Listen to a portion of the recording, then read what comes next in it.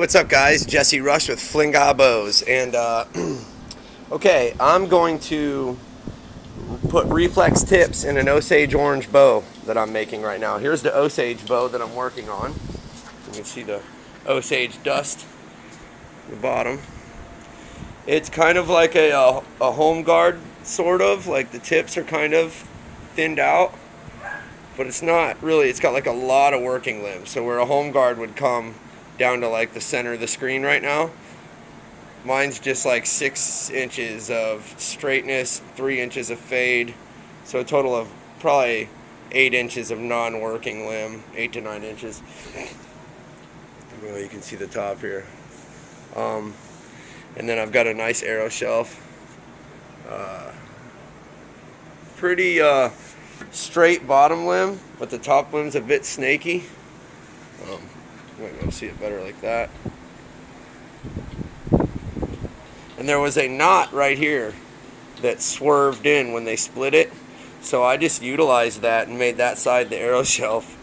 That was pretty much already there, as you can see them split marks. So I just kind of went with it, and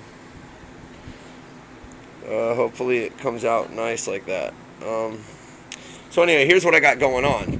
First of all, I live with my parents right now, and I don't have a workbench. So I bolted this vise to the back of my truck. I can still close my bed and everything. It's a really good idea. I just grabbed a piece of plate steel from Home Depot, and I bolted this vise to the back of my truck. And I'll tell you what, that thing, I've made the whole bow in it, and it's great. I can use both hands now when I'm running my all my different rasps.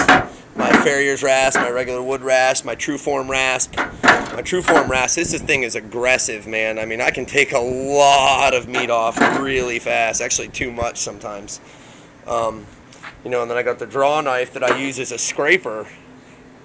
This is my big draw knife. I got this draw knife from Echo Archery. I also received this stave from Carson at Echo Archery. He had already chased the back for me. The ring was already chased. One little thing that kind of spooks me, but I guess it's going to be okay, is it's got a hairline crack through one growth ring all the way down the whole length of the bow. But it's not really a big deal. Right here I drew a pencil line in it. But it's fine, you know, it's not a big deal. Kind of runs off to the side here, but it does go all the way to the tip. And everything I've ever read said as long as they don't have runoff, they're fine. And it doesn't run off to the side until like about where my thumb is. And this is non-working, so I think it's fine. And it doesn't go in but one growth ring. I've checked a million times. So anyways, let's get to heat treating this thing. First of all, what I'm going to do, well, first of all, what I did is I built a jig.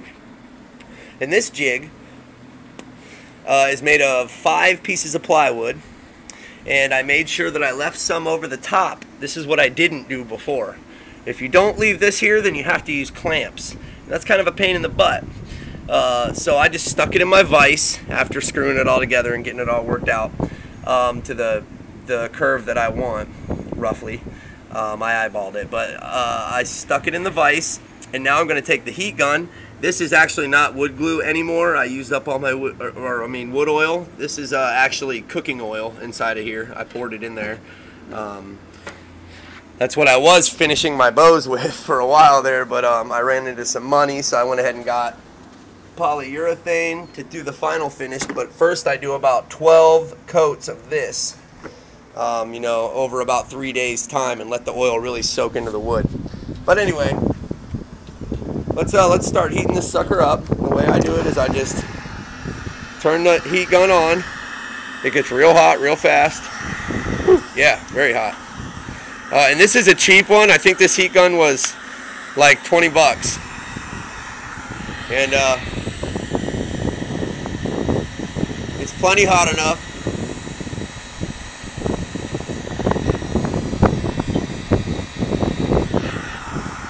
It's not the hottest one, that's for sure, but it's plenty hot enough. So anyway, you just heat the area, belly only, belly and maybe the sides. You heat the area that you're going to reflex. I really don't want the tip to bend, this stiff part. I don't want that part to bend too much. I mainly want it to bend, like in this area right where I'm putting the gun at, right there. So if it bends up in here, the string won't sit on it properly. It's just going to become a big pain in the butt. So it can bend a little bit at the beginning of it, but I don't want a heavy bend in that curve up there. I just want it to bend mainly like where the fade is, you know, where it gets wider right here. But you got to rub oil on it first. I've got it somewhat hot. It's warm, but it's not hot by any means. I'll do that in part 2. I'm going to heat it in front of you guys and bend it in part 2. Okay?